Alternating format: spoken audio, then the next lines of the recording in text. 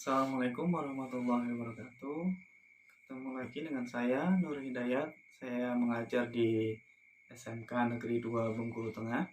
Kali ini saya akan membahas tentang hasil dari pelatihan seri pendidikan inklusif.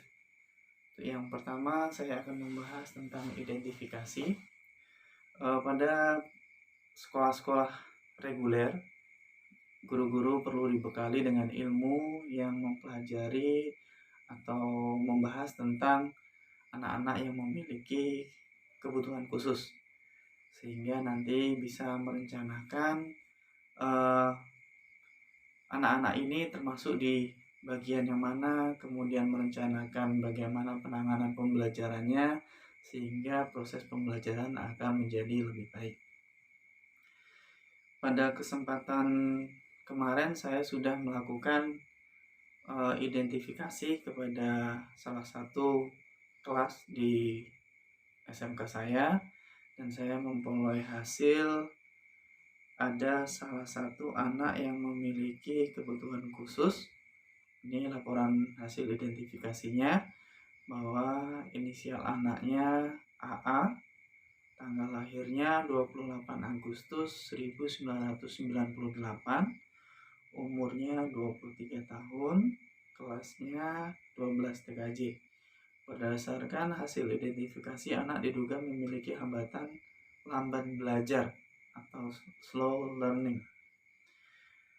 Anak diduga memiliki hambatan tersebut karena memiliki gejala-gejala sebagai berikut. 1. Pernah tidak naik kelas.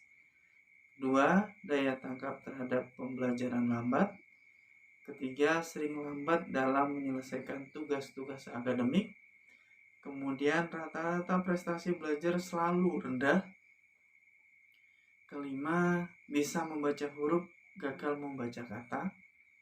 Yang keenam, memahami perintah setelah diulang-ulang.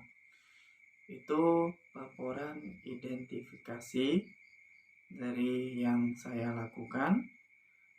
Kemudian yang kedua, tentang kisi-kisi pelaksanaan asesmennya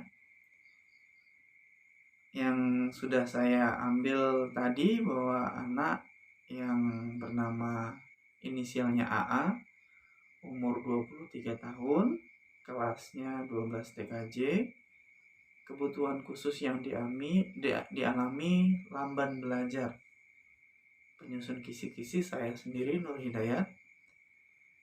Aspek membaca, indikatornya menunjukkan benda yang diminta oleh guru. Teknik pengumpulan datanya, wawancara dan tes lisan.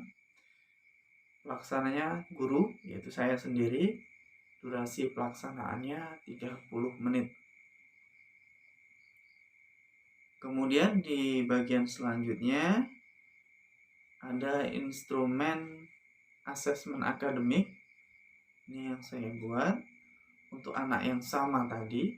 Ini jenis kelaminnya laki-laki. Kemudian mata pelajarannya matematika di sini. Kemudian nama asesornya saya sendiri, Nur Hidayat. Nomor 1, kompetensi dasar atau indikator menuju benda yang diminta oleh guru. Penilaiannya dia mampu, tapi setelah berulang-ulang.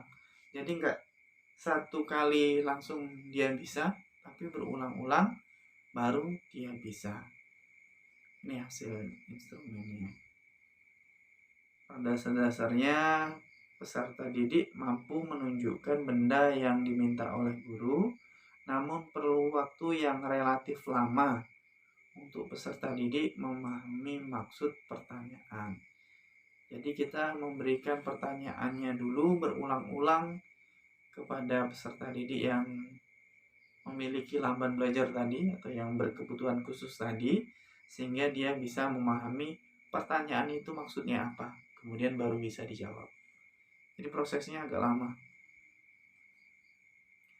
Kemudian yang selanjutnya di sini ada pembahasan tentang planning metric. Di Sini untuk yang anak yang sama, inisialnya AA tadi, usianya 23 tahun, penyusun planning metriknya saya sendiri, Nur Hidayat SPD, tanggal pelaksanaannya 7 Juni 2021. Nomor 1, indikatornya menunjukkan benda yang diminta oleh guru. Kemudian deskripsi kondisi saat ini. Peserta didik pada dasarnya mampu menunjukkan benda yang diminta oleh guru, namun perlu waktu yang relatif lama untuk peserta didik memahami maksud pertanyaan. Dampak dari kondisi yang tadi, peserta didik memahami maksud pertanyaan, mengalami kesulitan. Kemudian strategi pelayanannya perlu pembelajaran individual, yakni anak belajar secara khusus dengan satu guru dengan program khusus. Jadi istilahnya di privat, ya, privat. Ini hasil pelaksanaan planning matrixnya. Kemudian yang terakhir itu tentang program pembelajaran individual yang telah saya pelajari di pelatihan ini.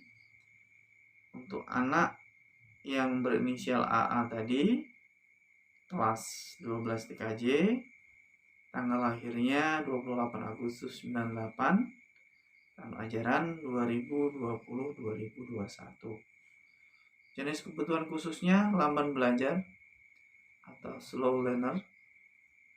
Nama orang tuanya Nasir. Nah, di sini hasilnya untuk kompetensi membacanya, indikatornya menunjukkan benda yang diminta oleh guru. Deskripsi kondisi saat ini, peserta didik pada dasarnya mampu menunjukkan benda yang diminta oleh guru, namun perlu waktu yang relatif lama untuk peserta didik memahami maksud pertanyaan. Kemudian untuk tujuannya, untuk jangka panjang, peserta didik dapat merespon pertanyaan dengan tepat. Kemudian jangka pendeknya, jika ditunjukkan benda, peserta didik dapat menyebutkan nama-nama benda yang ditunjuk tersebut dengan 100% benar.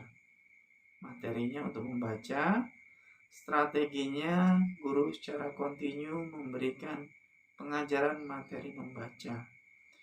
Kemudian medianya di sini ada kartu huruf, benda-benda umum, mainan anak-anak, dan lain-lain. Evaluasinya berupa asesmen, tes, dan observasi. Ini yang bisa saya sampaikan dari hasil pelatihan guru seri belajar dan berbagi pendidikan inklusif untuk pelatihannya. Semoga bermanfaat untuk kita semua. Terima kasih. Assalamualaikum warahmatullahi wabarakatuh.